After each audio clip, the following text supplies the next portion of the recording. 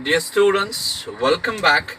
So today we are moving to the next lesson in cost accounting. So the next lesson is materials. So now, before going to the problem part, I just wanted to light upon few points about material. So what exactly material is and how we consider. So what are the types of material and why we should calculate materials, why we should concentrate on materials. So that is what we are going to learn from this lesson. Okay, so first let us understand the basic meaning of materials. See, the materials are a major part of the total cost of producing a particular product. So without material we cannot produce a product. That is the simple thing which we have to understand. See, in a general sense, you might call it as a raw materials, you might call it as a semi-finished goods, whatever.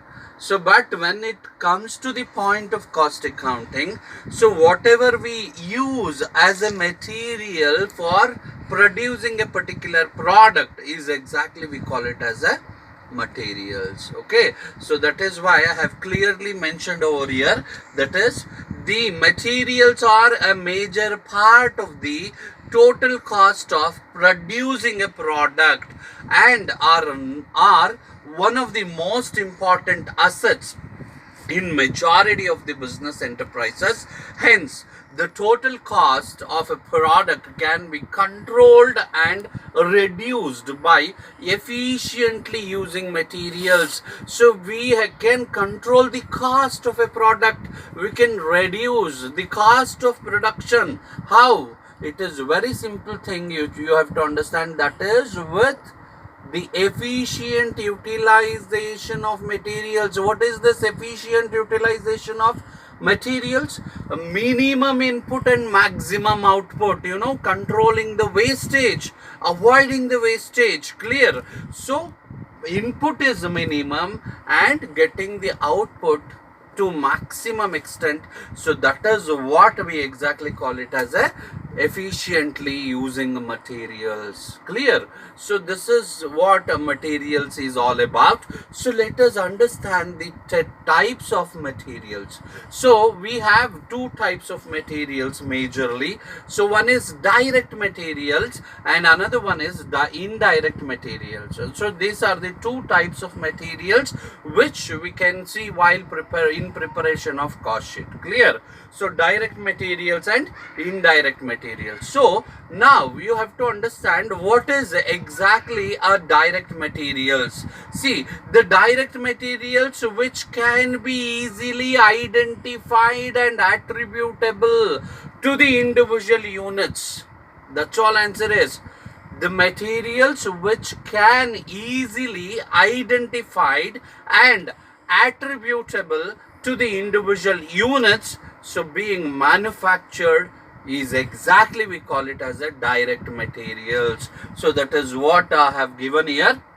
So these material also form a part of finished product. All costs which are incurred to obtain direct materials are known as a direct material cost.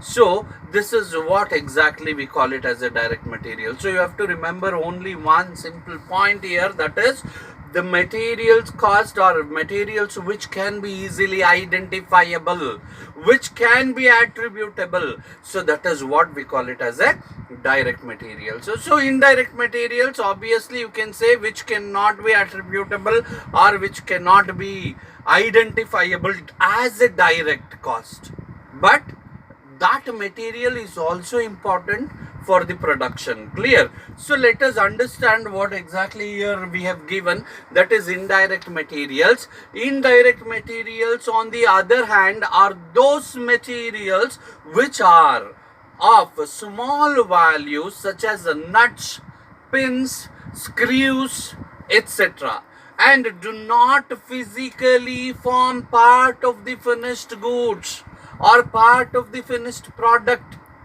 The cost associated with indirect materials are known as indirect material cost. So it is very simple, you have to understand. So as a producers, we are going to spend money on materials which will not uh, which will not be identifiable to particular attributes. Clear?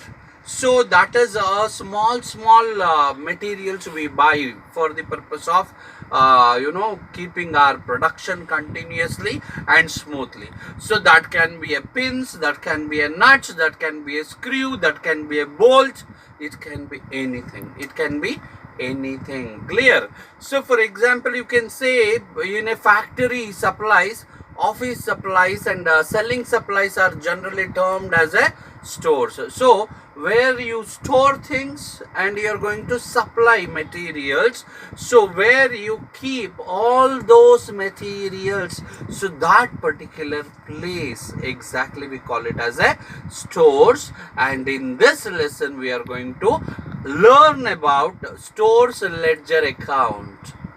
Okay, so now how we could control, so that is another important challenge, how we can control the materials. So we said clearly that efficient utilization of material reduces the cost of production, brings down the cost of production. That is what we discussed.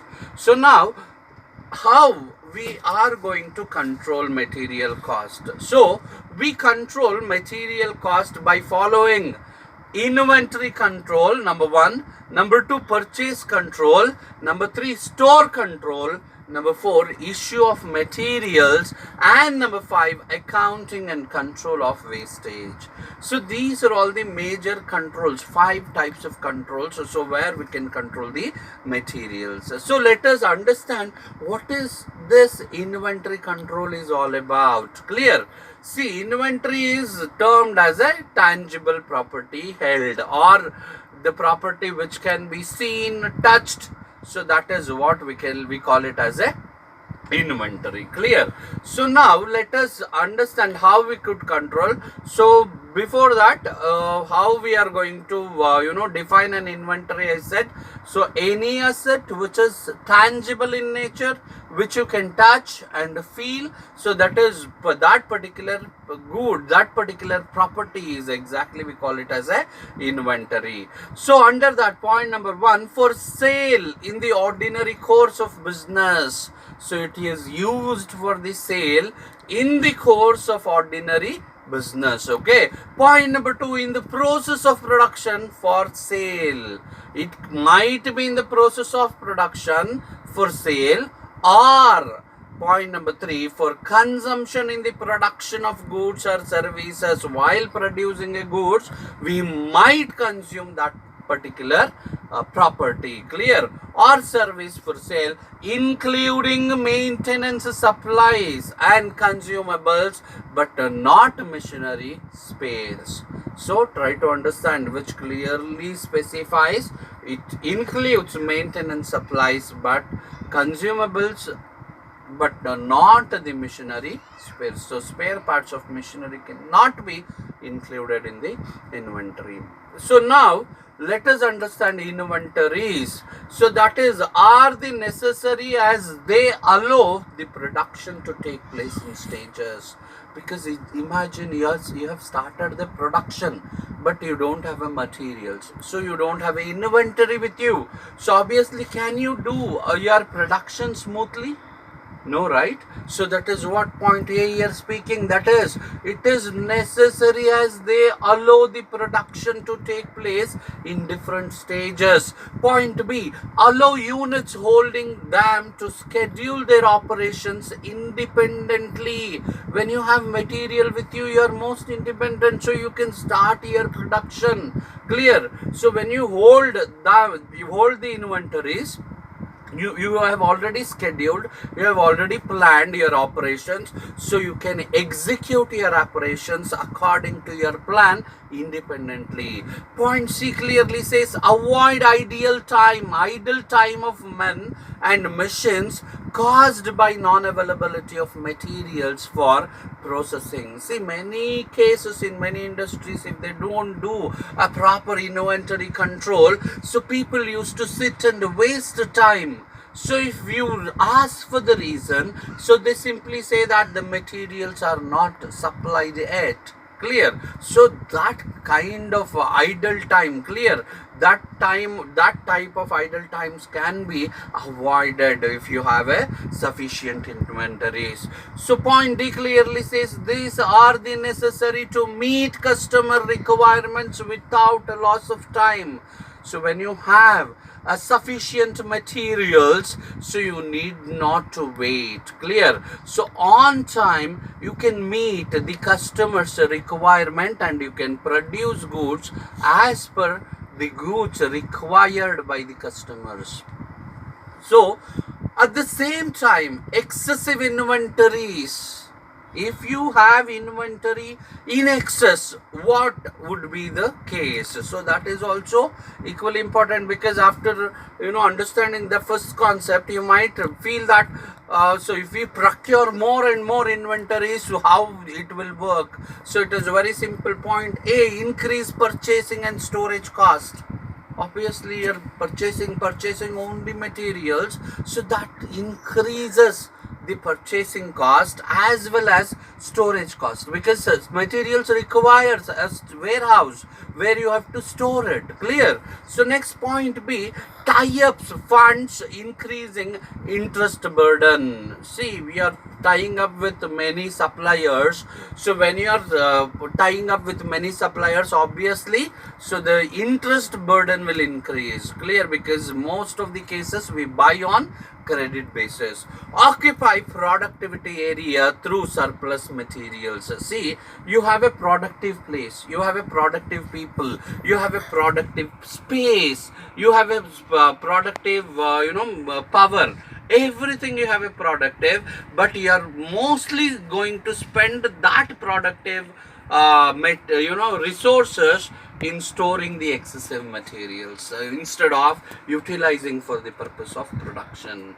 Next point, he clearly says tempt operators to be careless in using materials, giving rise to avoidable wastage. So the wastage which you can easily avoidable. See, when you have more and more materials, how your staff is going to behave? They'll behave carelessly, because that much materials are there in the store. So whenever they require, they'll bring, they'll use as per their wish, they will use it. So there, in such a case, there will be a chance of mishandling of materials. So that is the way they wanted, they will use. So that wastage which can be avoidable very easily, so that also takes a place. So now, if this is the case, next what to be done? So look at the next point, very clear. So very simple. Hence the immediate need for prudent inventory control, objectives of inventory control. So we must know the prudent of inventory control and objectives of inventory control. So what is this prudent or objectives? Let us look into point A. To provide continuous flow of required materials, parts and components for efficient and uninterrupted flow of production. See, continuous flow of required materials, when you are supplying on a regular basis continuously, so whatever the material, whatever the parts or whatever the components required, so that increases the efficiency. So that creates the uninterrupted flow of production, because everything you have provided on time. So then obviously your production also go on time, so without any interruption. Next point B, to minimize investment in inventories. So you are keep on increasing your investment again and again on inventories. So when you have a prudent inventory control, obviously your investment on inventory is minimized. So keeping in mind operating requirements, so always you should invest money on inventories which you are supposed to keep in your mind that what are all your operating requirements. Point C, to provide for efficient store of materials to protect inventories from loss or damage. So efficient store of materials, so that should be provided, so which protects the inventories from loss or damage. So to minimize surplus and obsolete items, so it controls in such a way that minimizes the surplus, that minimizes the obsolete. Obsolete means useless. See, you have bought the materials 5 years back but still you have not used, so that is what we call it as a obsolete. Clear? So such kinds of obsolescence can be avoided with the efficient and effective inventory control. So let us understand methods of inventory control. So in that we have majorly two types or two techniques of material or inventory control. So that is number one, ABC plan, number two, fixation of inventory levels. Clear? So this is the most important thing which you have to understand. In ABC plan, it is a very close attention is paid in such ABC plan. So where a critical few items with high usage value, lead time, technical or other problems and minimum efforts and expense are spent on several low value items in inventory. See, it is very simple. You have to understand, a very special attention will be given to few items or few inventories, few goods, so which we use. Clear? Which will have a high value in the production, so which will give you a lead time, which will technically or other problems and minimum efforts, so that kind. So that is what in detail or in personal attention will be given under ABC plan. Clear? So what are the steps how we could implement this ABC plan? So number one, determine annual usage of each item in stock. In a year, what quantity you are going to use a material, so you have to determine. Point number two, determine its usage value, quantity, price. See, whatever the goods you are buying, that is fine. So what is the usage value of it? What is the quantity of that? What quantity you require? So what would be the price of such quantity, such goods, such material? So that all we are going to calculate here. So that in implementation of ABC plan. Point three, beginning with item of large cost. So whenever you are doing ABC plan, you are always supposed to begin with the items which have a largest cost, which has a huge cost, and arrange all items in descending order of their cost. So we are going to arrange it in a cost wise. So we are going to arrange it in a high price to low price mode. Clear? So that is what in a descending order. So that is what I have highlighted here. Next, point four, compute total cost of each item as a percentage of total cost of all items. So everything you must prepare in a percentage manner, so which will help us to take our decisions. Point five, items on the top of the list are A item requiring maximum attention, that is which you have to give a individual attention because it is the most expensive, because we have arranged in a descending order on a cost wise. So highest cost rate material will be on top. So that is what, so which we call it as a in the A list. So that is list are 8 items requiring maximum attention. Balance item can be classified as B and C. So that is most expensive materials. We are going to list under A list. Okay. So that is what. So next is fixation of inventory levels. So this is the second technique we use. So that is fixation of inventory levels in order to control of stock and purchase.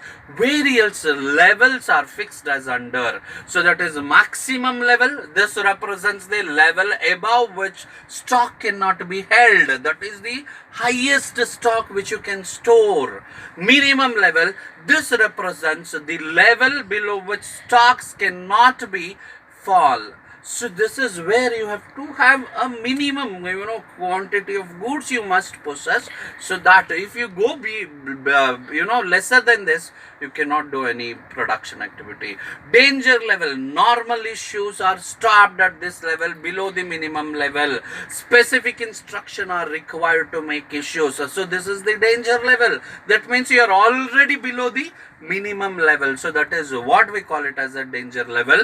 Next we have ordering level, which represents the level at which indents be placed to replenish a stock. So in this level you are going to place an order, so where you can procure the materials as per your requirement. Next, ordering quantity. This is the quantity that is to be ordered on reaching ordering level. So what quantity you are supposed to indent, so that particular point, in this point we are going to understand. That is what we call it as a ordering quantity level. So next is maximum level, so which we have already discussed. So what are the factors to be considered while fixing the maximum level, so that we have to understand. Okay, so let us understand that what are the maximum level factors to be considered in fixing the maximum level, because majority of the time we fix the maximum level by considering these steps or points only. Number one, investment to be made in inventory. So what investment we are going to make. So number two, storage space available. What is the availability of storage space? Number three, storage and insurance cost. Number four, shelf life of materials, items, Detroit if stored over a long period. So point 5, obsolescence of assemblies for which items are stored, consumption per year. So next, lead time for procurement, seasonal nature of materials, on which season the materials is available, so that also we consider here. More stocks required during peak season and less stock required during half season. And at the same time, price advantage through bulk purchasing. If we are going for a bulk purchasing, if we are going to get any kind of price benefit, so that we have to consider. And economic order quantity, so that is also we should consider. So how we are going to calculate maximum level? So maximum level is calculated as follows. That is, maximum stock level equals reorder level plus reorder quantity less minimum consumption into minimum reorder period. So I am repeating, maximum level is always calculated by applying the following formula. That is, maximum stock level equals reorder level plus reorder quantity less minimum consumption into minimum reorder period. So we will stop here and we'll continue in the next session. So where we are going to cover a chunk of a theory part, then we will be starting a problem that is on inventory. Okay, so until then, take care. Bye bye. See you soon.